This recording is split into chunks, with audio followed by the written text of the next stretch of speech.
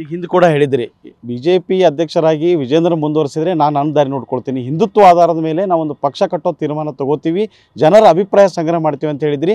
ಈಗ ಬದಲಾವಣೆ ಚರ್ಚೆ ಆಗ್ತಾ ಇದೆಯಾ? ಈಗೇನು ಕಾದು ನೋಡ್ತೀರಾ ಅಥವಾ ಮುಂದಿನ ನಿರ್ಧಾರ ತಗೋತೀರಾ? ಇಲ್ಲ, ನನಗೇನು ಗಡಿಬಿಡಿ ಇಲ್ಲ. ಈಗ ಏನೋ 3 ವರ್ಷ ಇದೆ, ವಿಜೇಂದ್ರನೇ ಮುಂದುವರಿಸ್ತೀನಿ ಅಂತೇಳಿ BJP ನಿರ್ಣಯ ಮಾಡಿದ್ರೆ ನಾವು ಮತ್ತೊಂದು ವಿಚಾರ ಮಾಡ್ತೀವಿ. ಹಿಂದುತ್ವ ಆಧಾರದ ಮೇಲೆ ಒಂದು ಪ್ರಾದೇಶಿಕ ಪಕ್ಷದ ಬಗ್ಗೆ ಚಿಂತನೆ ಪ್ರಾರಂಭ ಮಾಡ್ತೀವಿ.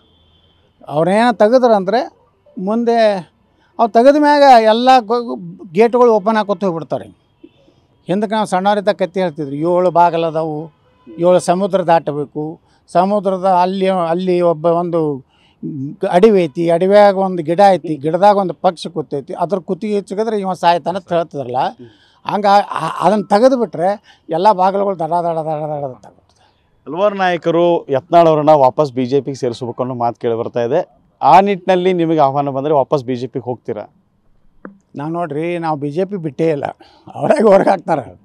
ನಾವು ಎಂದು ಬಿಟ್ಟಿನಿ BJP ನಾನಷ್ಟು ಸಿದ್ಧಾಂತ ತತ್ವಗಳನ್ನ ಯಾರೂ ಪಾಲಿಸಿಲ್ಲ ಕರ್ನಾಟಕದಾಗ.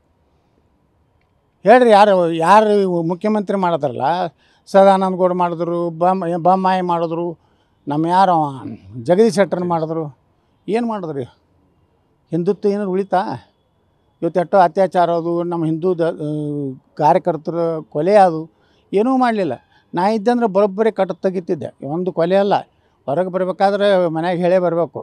BJP ಯತ್ನಾಳ್ ಅವ್ರ ಪಾಲಿಗೆ ತಾಯಿ ಇದ್ದಂತೆ. ಹೌದು, ಇದು ಯತ್ನಾಳ್ ಅವ್ರ ಮಾತು. ಏನು ವಿಜೇಂದ್ರ ಅವರ ಬದಲಾವಣೆಯ ಚರ್ಚೆ ನಡೀತಾ ಇದೆ, ಬದಲಾವಣೆ ಆಗಬೇಕು, ಆದರೆ ಮಾತ್ರ BJP ರಾಜ್ಯದಲ್ಲಿ ಉಳಿಯುತ್ತೆ. ಒಂದು ವೇಳೆ ನನಗೆ ವಾಪಸ್ BJP ಕರೆದ್ರೂ ಕೂಡ BJP ಪಕ್ಷ ನನ್ನ ತಾಯಿ ಇದ್ದಂತೆ, ನಾನು ವಾಪಸ್ ಹೋಗ್ತೀನಿ ಅನ್ನೋ ಮಾತನ್ನು ಇದೀಗ ಹೇಳ್ತಾ ಇದ್ದಾರೆ. ಕ್ಯಾಮರಾಮನ್ ಶ್ರೀಶಾಲ್ ಜೊತೆ ಅಶೋಕ್ ಅಡಳಿ, TV9 ವಿಜಯಪುರ.